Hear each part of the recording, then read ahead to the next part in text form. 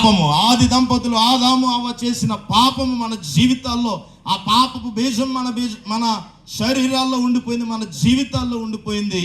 అందుకనే యేసు క్రీస్తు ప్రభువు లోకానికి రక్షించడానికి వచ్చారు. అందుకే ఆయనకి పెట్టిన పేరు యేసు. యేసు అనగా రక్షకుడు అని అర్థం.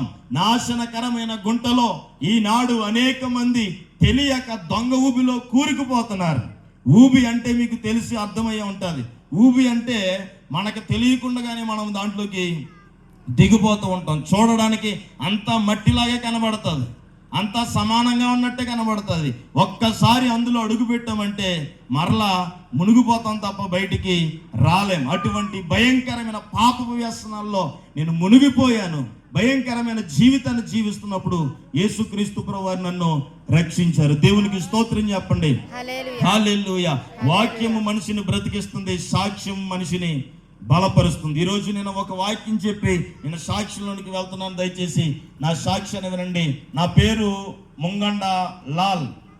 నేను అమలాపురం పట్టణంలో దైవజనులు మా నాన్నగారు పరిచర్య చేస్తున్నప్పటికీ నేను అమలాపురంలో రౌడీలతో తిరిగి, నాయకులతో తిరిగి, భయంకరమైన స్నేహాలు చేస్తూ, ఎవరిని లెక్క చేయకుండా, ఎవరైనా గనక ఒకవేళ నన్ను చూసి నవ్వితే ఏం చేస్తానండి?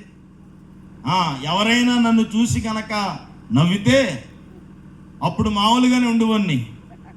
వైన్ షాప్కి వెళ్ళి 2 బీర్లు తాగొచ్చి, ఇందాకేంటారా నన్ను చూస్తున్నావు, నవ్వుతున్నావేంటారని అవతలోడు ఎటువంటి వాడైనా సరే చాచిపెట్టు గోమ మీద కొట్టేసేవాడిని.